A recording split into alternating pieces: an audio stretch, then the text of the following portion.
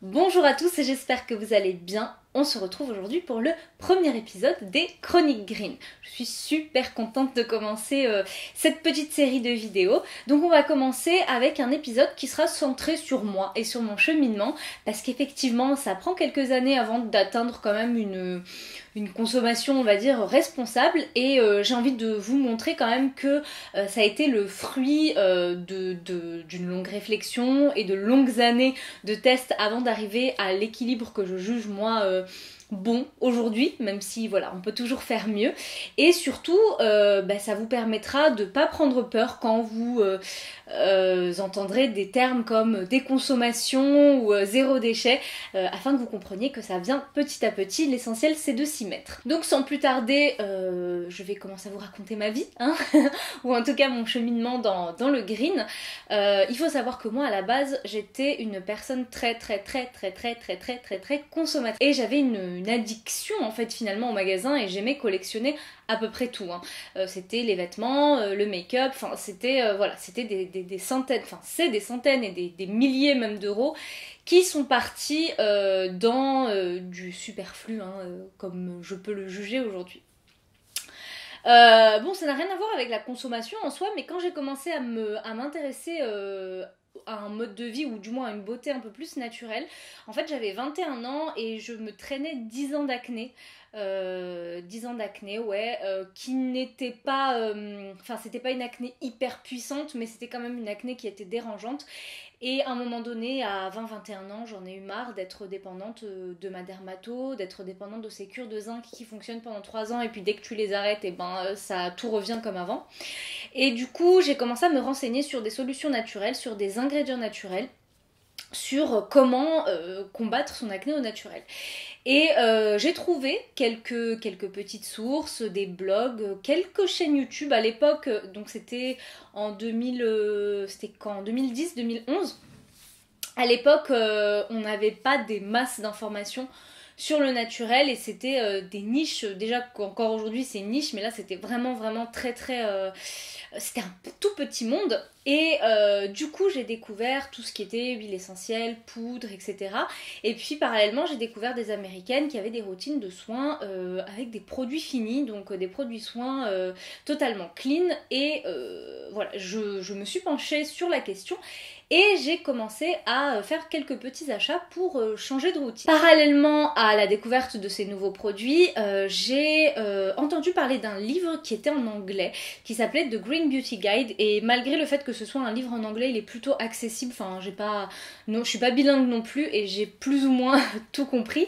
Et du coup ça m'a confortée dans une idée qui commençait à émerger, c'est que les industries se foutaient un petit peu de notre gueule et que finalement ce qui se trouvait dans nos cosmétiques, c'était finalement plus dangereux que miraculeux comme on peut nous le vendre dans les campagnes publicitaires et puis chez Sephora et compagnie. Donc petit à petit j'ai commencé à changer mon hygiène au niveau de mes soins, donc j'ai beaucoup commandé chez iHerb à l'époque, qui est un site américain, parce que je ne trouvais pas, ou du moins je ne connaissais pas d'alternative en France ou en Belgique, enfin en tout cas en Europe proche. Et j'ai découvert Aromazone donc à cette époque là et j'ai commandé quelques indispensables. À l'époque il n'y avait pas un catalogue très développé, du coup j'ai commandé quelques indispensables.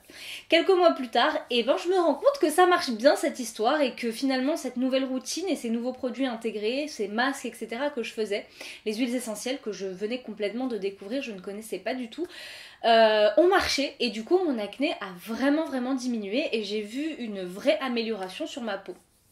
J'ai continué, je me suis dit bon si ça marche sur ma peau, je vais continuer les cheveux. Puis je me suis intéressée aux poudres ayurvédiques, je me suis réintéressée au henné puisque moi je suis d'origine marocaine, donc c'est beaucoup dans ma culture la beauté au naturel, mais j'ai complètement tout délaissé à l'adolescence. Et finalement j'y suis revenue petit à petit et ça a été hyper vertueux finalement parce que mes cheveux sont devenus de plus en plus beaux.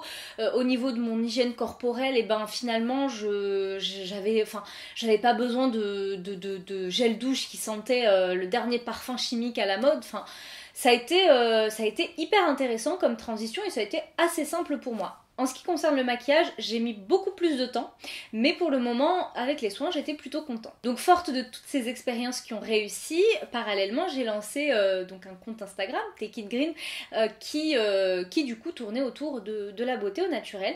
Et finalement, en fait, quand on s'intéresse au naturel, eh ben, on va s'intéresser à plein de choses qui vont toucher notre quotidien. C'est-à-dire que je me suis intéressée à mon alimentation et je me suis rendu compte qu'elle était complètement pas du tout dans les standards de santé recommandés. Je me suis intéressée aux produits ménagers que j'utilisais à l'époque et je me suis rendu compte que c'était du poison, quoi, clairement. Et je me suis du coup intéressée un petit peu à tout ce qui touchait mon quotidien.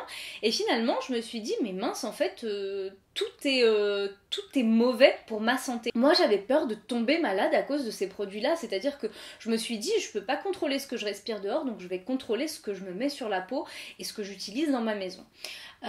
Ensuite, dans les alentours de 2014-2015, M6 a diffusé un reportage sur Bea Johnson, qui est la papesse du zéro déchet, et ça m'a un petit peu, enfin ça a allumé une petite ampoule comme ça dans mon cerveau, l'ampoule de la conscience écologique. Donc pareil, on lit, on se renseigne, etc. et on se rend compte que en fait, on n'est pas du tout écolo et qu'on peut s'améliorer. Donc voilà, j'ai eu tout un cheminement vers le zéro déchet, le minimalisme dont je parle dans un article. Je vous le mettrai juste en dessous si vous avez envie de lire ça. Mais du coup, finalement, je suis devenue écolo sans forcément me rendre compte. C'est juste que j'avais envie d'améliorer tous ces aspects de ma vie et de réduire mon impact sur la planète, tout simplement. Petit à petit, on se rend compte aussi qu'il y a des animaux qui sont mis en cause.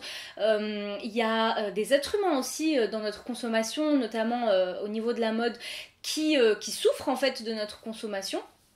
Et on se remet en question, enfin en tout cas ça a été mon cas, je me suis remise en question et petit à petit chaque domaine de ma vie a bénéficié d'un espèce de travail et d'une espèce de réflexion de fond pour me dire comment je peux m'améliorer. J'ai un idéal qui n'est pas forcément le même que vous et j'essaye d'atteindre cet idéal petit à petit. Mais si je vous parle de ce laps de temps, c'est juste pour vous expliquer que voilà, ça fait 8 ans que j'ai mis le pied dedans. Aujourd'hui, je suis plutôt fière de ce que j'ai accompli, mais ça prend du temps. Ça prend du temps, évidemment qu'on ne peut pas changer ses habitudes du jour au lendemain.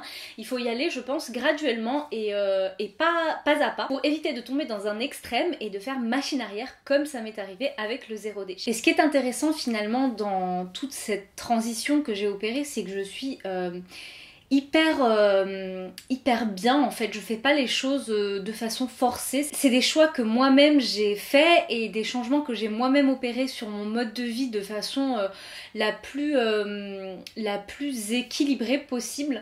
Parce que c'est vrai qu'il y a quelques années, moi quand on me parlait d'écologie, j'avais beaucoup de clichés, beaucoup de préjugés.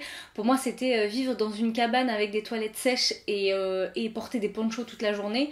Je pense que voilà, pour les non-initiés, c'est encore beaucoup ça et c'est pas non plus un truc de bobo parce qu'on entend beaucoup de choses en ce sens. Finalement on peut tous être plus écolo parce qu'on part tellement de loin on part tellement de loin dans cette société de consommation que honnêtement faire mieux, ouais c'est toujours possible et c'est hyper facile. Alors je ne le répéterai jamais assez, je ne suis pas parfaite et je préfère vous le marteler parce que je sais que je peux avoir des commentaires en ce sens.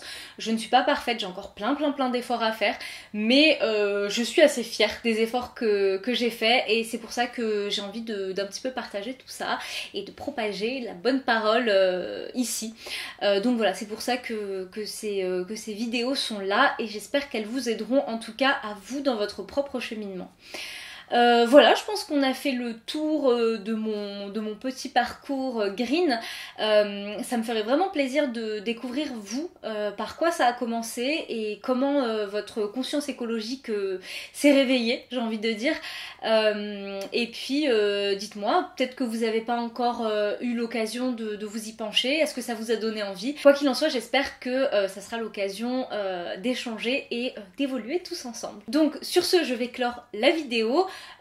Prenez soin de vous et puis je vous dis à très vite dans une prochaine.